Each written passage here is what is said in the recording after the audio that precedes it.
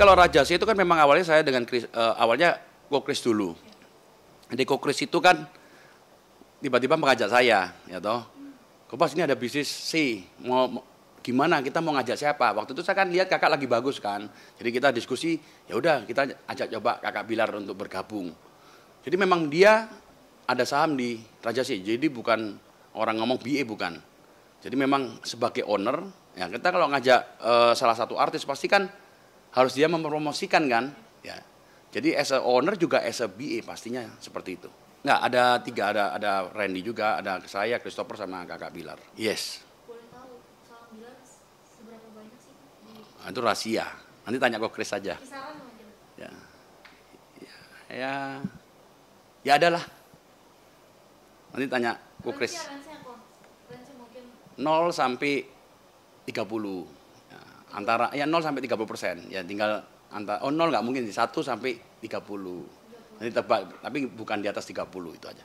Enggak, jadi kalau di Rajasi itu kan ada satu kita punya holding kan, terus kita punya satu di Kemang, nah sisanya kan kita franchise. Di franchise kan ke partner. Jadi franchise itu kan, franchisee kan membayar franchise ke kita, franchise fee. Pembagiannya sendiri kalau boleh tahu gimana? Nah kalau pembagian kemarin tuh yang banyak ngurusin adalah Kokris. Jadi kalau saya sebagai minoritas saham juga di Rajasi. Jadi yang secara operasional itu Kokris semua. Oh pasti, ya pasti. Kan kita kalau sebagai owner pasti kan kita bagi-bagi dividen pasti. Kalau dari Rajasi untuk hidup sekarang sih nggak mungkin, karena Rajasi juga nggak akan bisa mensupport terlalu banyak beli barang-barang merek kan, ya toh. Tapi ya cukup lah. Nah, mungkin kalau dari kakak beli ini mungkin dari real dianya aja, mungkin dari bisnis utamanya sebagai artis ya. Kalau dari Rajasi nggak akan bisa beli Lamborghini apa nggak mungkin karena dari hasil kan kelihatan, coba dicek aja, misalnya franchise berapa, misalnya 300 juta, ya kan kali misalnya 40, itu kan ada yang 300, ada yang 200 ya kan, anggap aja kita pukul rata 200 kali 40 kan berarti berapa, 8M, ya kan 8M saham Bilar misalnya 10, kan cuma 800 juta. Itu kalau franchise belum dipotong biaya-biaya, nggak mungkin bisa kebeli satu mobil Lamborghini kan. Itu analoginya seperti itu. Kemarin kita sempat joinan yang King Banana itu, tapi belum jalan. Karena ternyata pisang nggak segampang bukan makanan utama gitu. Terakhir kan saya udah hampir 8 bulan nggak pernah ketemu. Saya misalnya mau mampir kan sibuk. Kakak terakhir kan waktu sama malam-malam itu ada di Instagram saya itu terakhir saya ketemu itu. Yang ada Kokris juga, saya nyobain Lamborghini itu. Setelah itu nggak pernah ketemu lagi saya. Itu kalau di Instagram saya ada tuh saya nyobain Lamborghini-nya kakak itu. Itu setelah itu nggak pernah ketemu lagi saya. Oh Lamborghini-nya satu kan. Waktu itu kalau harganya kurang lebih berapa ya? Saya kalau mobil super itu tahunnya Ferrari saya. Kalau Lamborghini kurang lebih di 6 kali ya, atau 5 mungkin. Kalau di sama saya nggak ada lagi. Ya cuma Rajasi dengan King Banana Crispy aja. Tapi belum jalan ya? Nah King Banana kan berat, kemarin buka satu outlet udah berat. Ya kan, belum jalan. Itu kalau menurut saya memang agak berat ya, kalau kan kita bisnis itu kan kalau di Rajasi itu kan memakai kakak Bilar sebagai brand ambassador kan. Nah, kalau dengan kejadian KDRT itu kan image-nya langsung drop. Sedangkan di setiap restoran itu kan setiap masuk langsung sebagai image-nya.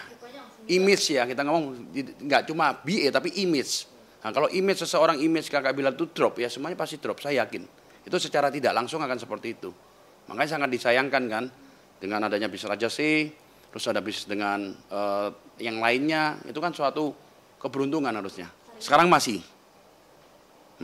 Cuma yang memang drop ya, apalagi dengan ada kejadian kakak gini mungkin, ya mak-mak juga ada beberapa mungkin yang, wah ini punya kakak Bilar itu pasti. Tapi kalau secara detailnya operasional tuh bisa di Kokris. Nah, kalau secara operasional saya nggak paham. Tapi kalau kan saya buka sendiri ini yang di bawah, yang merosot sih. Udah pasti. Seberapa merosot mungkin? Ya, kalau di Ketapang kita ini bisa drop 30%-an ada, 30% ada. Untuk bulan ini aja? Ya, untuk bulan ini ada. Ya, kalau saya nggak khawatir kan kalau saya kan memang di bawah kan juga ada selingan merek Cik Acik kan, ayam saya itu loh. Jadi ya secara itu saya nggak khawatir. Cuma memang khawatirnya terhadap franchisee yang udah membayar franchise itu.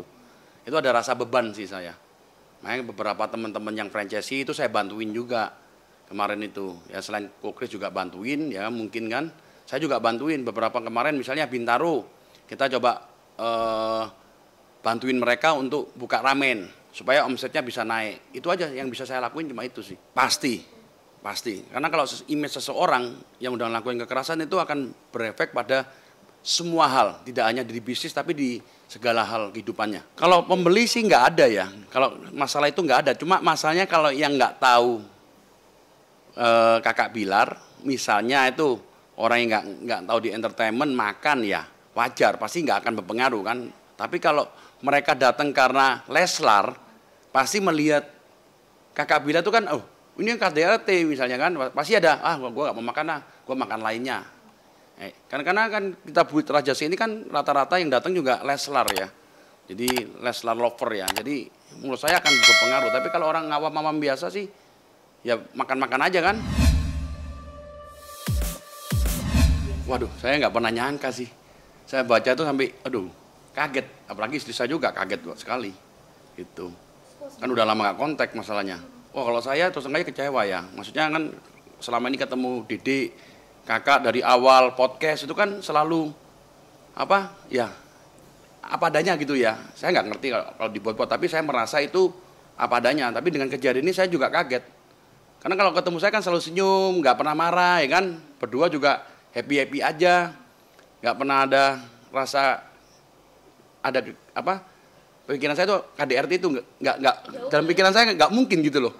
Tapi kenyataannya gitu ya, saya juga sedih ya. Maksudnya dengan perjalanan mereka seperti itu kan, dengan adanya itu kan hilang dalam sekejap gitu. Oh jadi saksi waktu perjalanannya dari awal, dari kakak belum jadi apa-apa, terus pertama kali kenal Dede itu di hari apa itu ya, podcast pertama itu. Kaget sih, nggak pernah nyangka dalam pemikiran saya.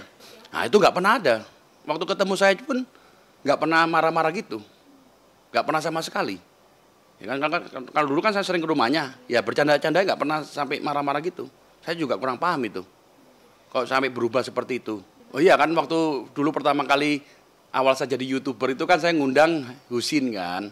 Waktu itu Husin ngomong, ada satu nih yang perlu diundang, Kobas ini. Bilar, waktu itu engagementnya gede banget, saya nggak tahu Bilar siapa kan. Akhirnya kita ketemuan di restoran 12. Itu saya, kakak ipar saya, Husin sama kakak. Waktu itu mau ngajak collab kaos. Ternyata tiba-tiba juntung-juntungannya, udah kita undang aja, kata kakak. Waktu itu, undang aja saya sama Lesti aja. Pasti pecah untuk YouTube-nya. Nah itu pertama kalinya. Kalau dulu kakak, iya bukan request. Maksudnya aku tanya, kak kira-kira kalau ngundang kakak seperti apa? Oh lebih baik sekalian sama Lesti aja. Pasti pecah kan, waktu itu kan memang lagi hot-hotnya. Awalnya saya nggak tahu siapa mereka gitu kan, saya jarang ngikutin di dunia entertainment kan, paling cuma baca-baca biasa.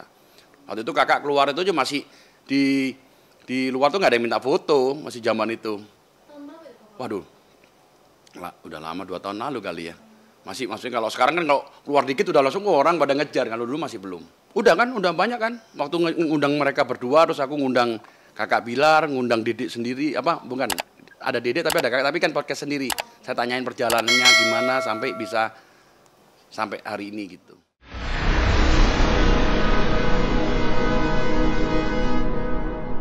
Jadi jangan lupa untuk subscribe Cumi Cumi. Ditekan ya tombol lonceng merahnya.